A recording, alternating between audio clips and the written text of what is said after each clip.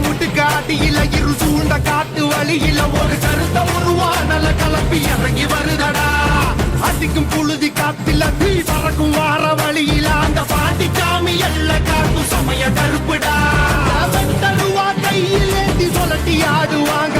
போகும் வழி குறுக்க வந்தா சூடு ஓடுவா